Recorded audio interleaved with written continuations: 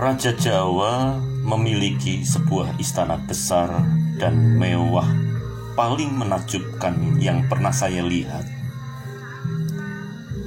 Dengan tangga lebar dan megah ke arah ruangan di bagian atas. Semua anak tangga secara bergantian terbuat dari emas dan perak. Seluruh dinding bagian dalam dilapisi oleh lapisan emas tempa, di mana gambar-gambar kesatria diukirkan pada lapisan emas tersebut.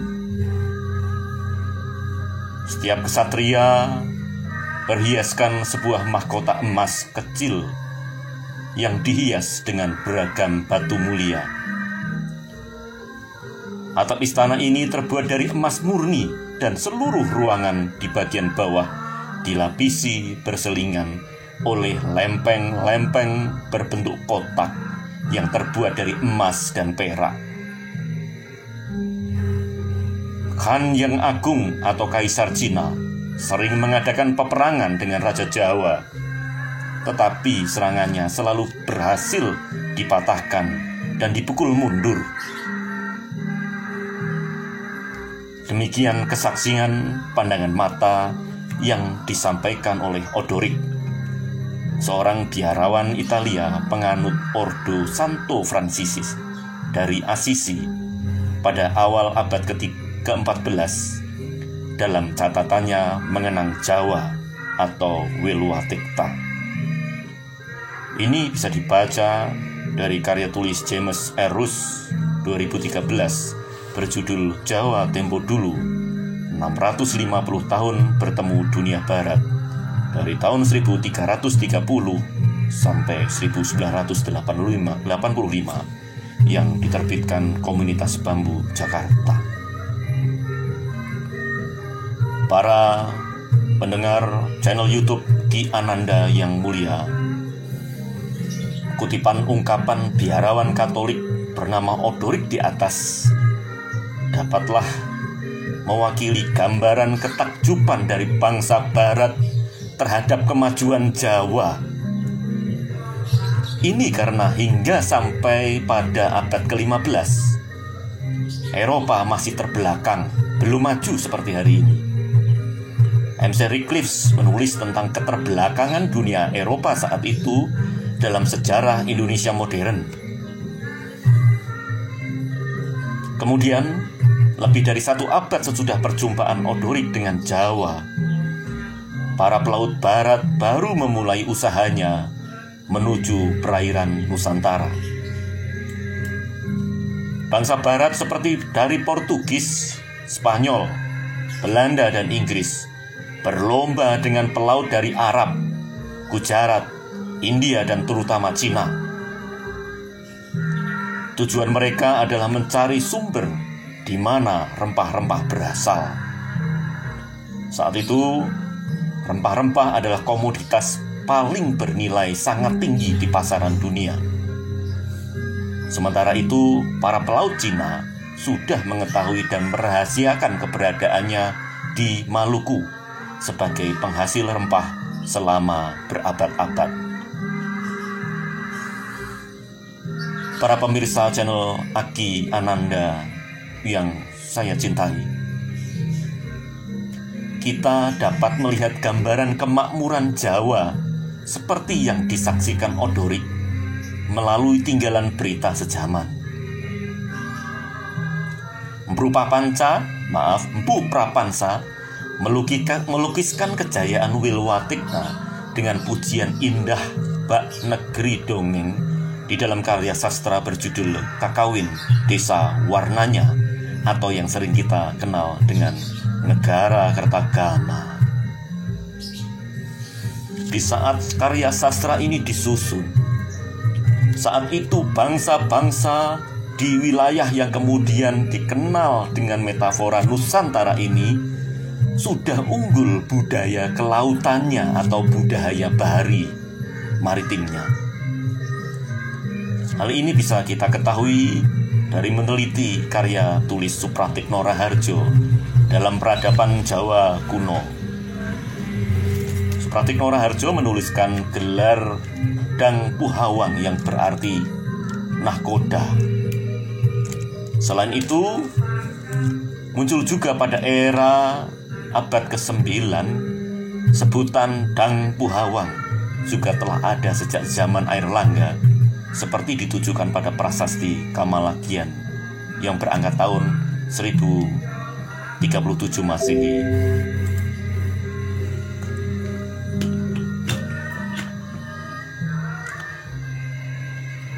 Lalu budaya kelautan atau maritim ini terus menyambung dari awal era Jawa Timur menuju masa Wilwatikta atau yang kemudian disebut dengan Majapahit. Saudara pemirsa yang budiman, budaya kelautan ini ada sebagai penanda peranata ekonomi maritim untuk mendukung ekspor budidaya padi dan hasil bumi lainnya. Ketika itu, Jawa membudidayakan padi dengan pengaruh India, namun berbeda corak dengan asalnya.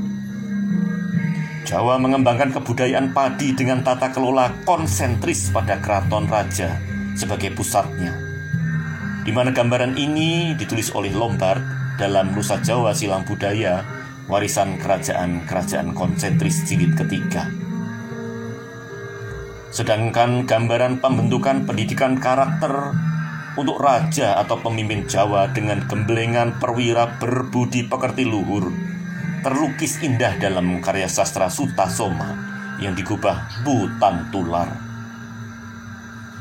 Karya sastra ini menggambarkan keadaan Wilwatikta dengan raja yang berwibawa. Pada masa kejayaannya, Wilwatikta mempunyai peranata hukum pidana dan perdata yang tertuang dalam pustaka bernama Kutara Manawa Dharma Sastra atau agama.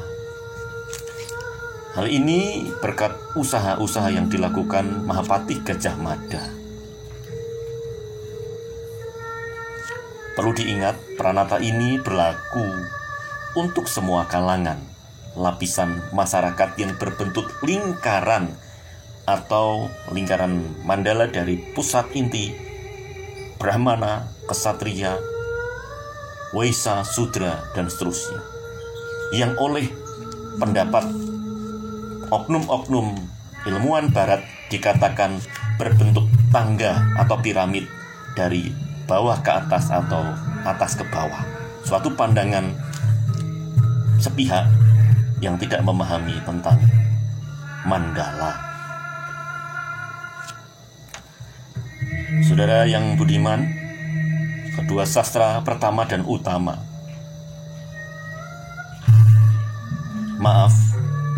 kedua sastra pertama dan utama tadi, Kakawin Desa Warnanya dan Sutasoma, adalah sedikit dari banyak karya sastra yang dapat dikatakan menggambarkan keadaan Wilwatikta, yang membuat biarawan Odorik, orang Italia yang berkunjung ke istana Majapahit itu, gumun pitung jagat. Saudara-saudaraku, hal ini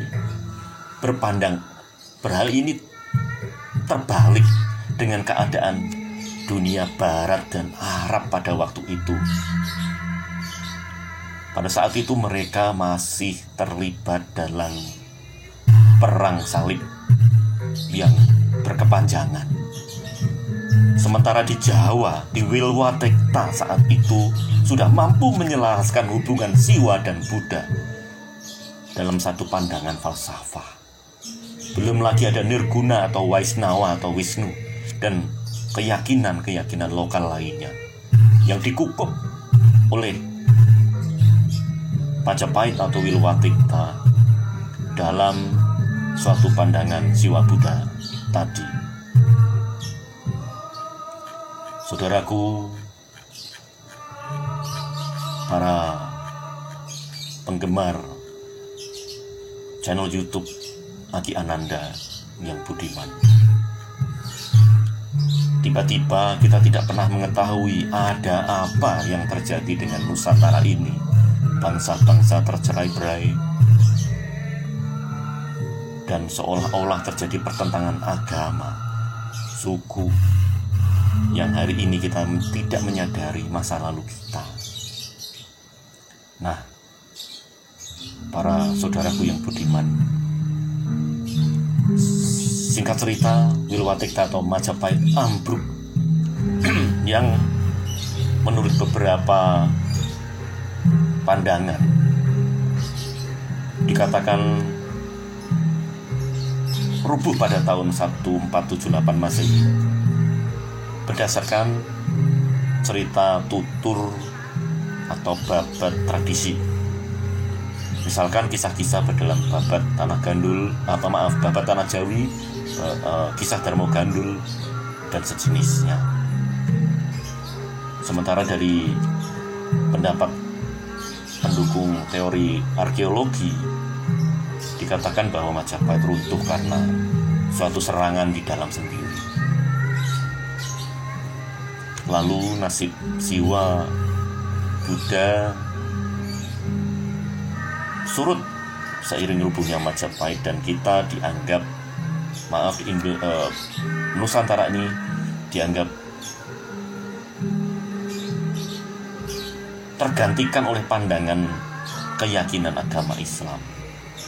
Inilah titik penting yang harus kita teliti dan pelajari baik-baik. Apakah demikian kejadiannya? Karena energi pemeluk Siwa Buddha agaknya menjadi habis karena melihat masa lalunya. Kita seolah-olah lupa bahwa setelah runtuhnya Majapahit, entah dengan teori berita tradisi, entah dengan teori data arkeologi, sebenarnya pemenangnya adalah VOC Belanda atau bangsa-bangsa Barat, karena rentang waktu yang tidak jauh. Sementara itu, memang pandangan hidup bangsa pelan-pelan berganti dari falsafah Siwa Buddha menjadi Islam. Tetapi sebenarnya yang terjadi dari peristiwa ini tidak serta-merta. Ada satu proses. Anehnya, pada tahun 1602 ketika VOC berdiri, katakanlah kurang lebih 100 tahun setelah runtuhnya Majapahit, hingga Indonesia merdeka,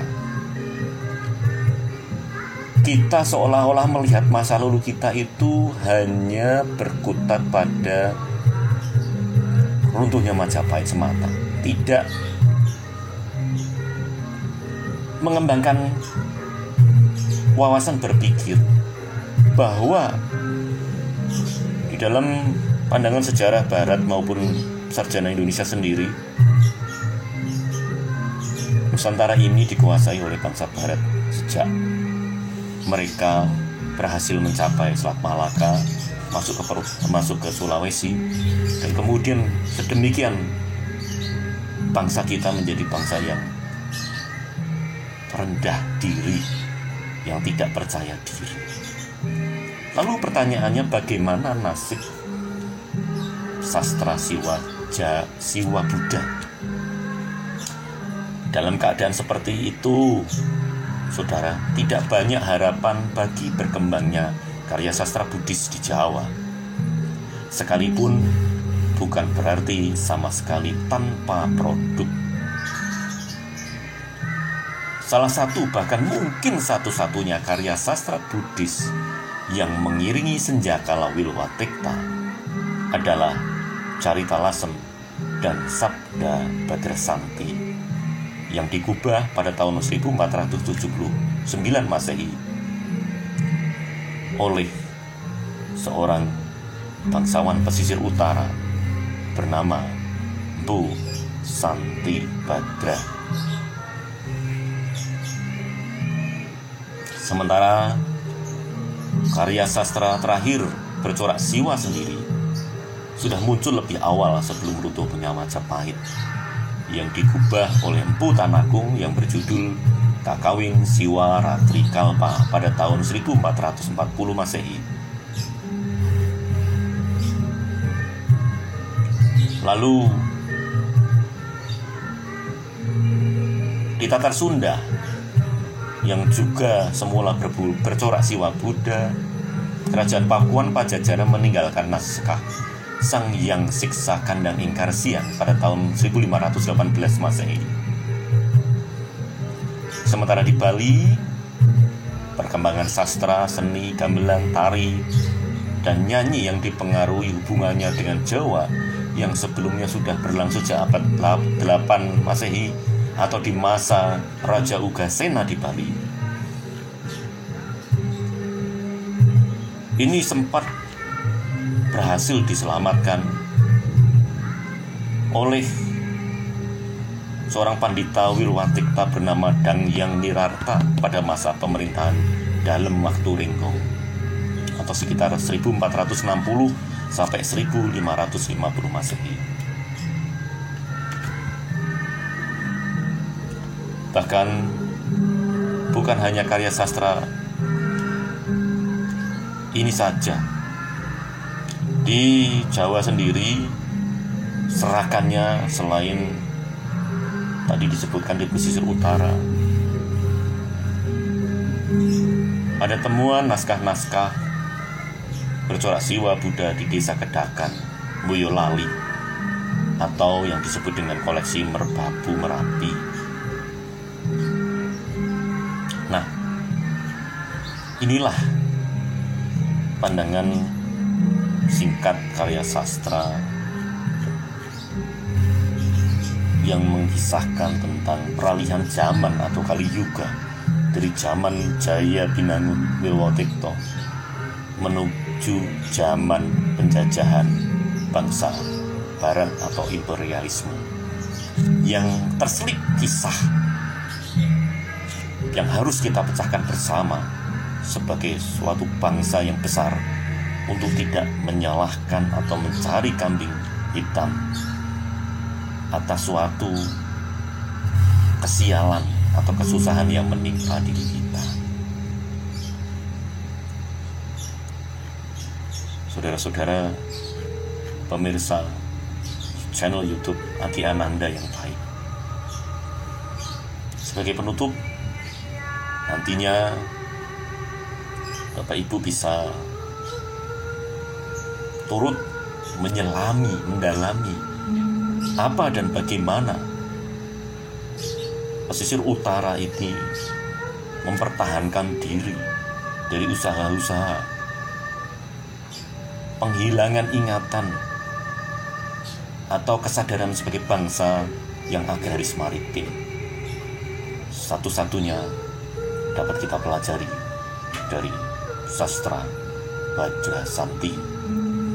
Sastra bercorak Buddha pesisir utara ini pada tahun 2018 telah mendapatkan penghargaan dari Perpustakaan Nasional berupa Anugerah Pustaka Nusantara 2018 sebagai naskah yang hampir punah dan terancam kepunahan. Bagaimana kisah selanjutnya? Nanti pada seri-seri berikutnya akan kita sambung. Sekarang sebagai penutup kata, izinkan kami menyuguhkan suatu tembang yang berjudul Gugurnya Raden Panji Margono, di mana mengisahkan pada tahun 1741 sampai 1750 ada persaudaraan antara bangsa Jawa dan Cina di pesisir utara yang memeluk Islam dan kejawen kebudayaan, bersatu padu mempertahankan pesisir utara dari VOC Belanda dan antek-anteknya yang orang Jawa sendiri. Mereka berhimpun bersatu padu yang kemudian dikenal kepahlawanan yang menjadi Tan Ui Jisiansing. Siapa saja mereka? Yang pertama adalah Raden Panji Margono, seorang bangsawan besar pemeluk kejawen kebudayaan Bajrasanti. Yang kedua adalah Ui Ingkiat, seseorang yang semula ditunjuk Kartosuro dan VOC Belanda untuk menjadi pengganti Adipati Tejokusumo V atau ayahanda dari Raden Panji Margono Tejokusumo V yang enggan meneruskan menjabat sebagai adipati. Winingkit adalah seorang saudagar muslim yang kemudian mendapatkan gelar Tumenggung Widyaningrat, namun di tengah perjalanannya malah mendukung Raden Panji Margono membelot dari Kartosuro dan VOC Belanda dan memperjuangkan kejayaan pesisir utara sebagai wajah Nusantara yang tersisa. Yang ketiga adalah Tan Kewi, seorang bangsawan dermawan juragan yang sering berderma untuk fakir miskin di Pantura. Dan yang terakhir adalah Kiai Ahmad Ali Badawi atau Imam Besar Masjid Lasem. Mereka ini adalah lambang dari persatuan kesatuan suku bangsa Jawa dan Tionghoa, baik yang memeluk Islam maupun kejawen kebudayaan Putri Santi, yang kemudian kepahlawanan mereka ini hilang dari ingatan kita dan tidak pernah diajarkan di bangku sekolah sejak SD hingga mahasiswa. Kami mewakili Putri Santi Institute mengucapkan terima kasih sedalam-dalamnya kepada hati Ananda yang telah menyediakan media atau forum ini untuk memperkenalkan semangat kepahlawanan Tan Uwi Jisiansing. Tan Uwi Jisiansing adalah kepahlawan antara persaudaraan orang Jawa dan Tionghoa, baik yang memeluk Islam maupun kejawen kebudayaan. Untuk mempersingkat, marilah kita dengarkan tembang Sinom Raden Panji Margono yang dilantunkan oleh Ki Dr. Widodo Broto Sejati, Ketua Sanggar Gamelan Bu Santi Putro. Selamat menikmati. Terima kasih. Rahayu, rahayu, rahayu. Bejo, bejo, bejo. Selamat, selamat, selamat. Matur nuwun.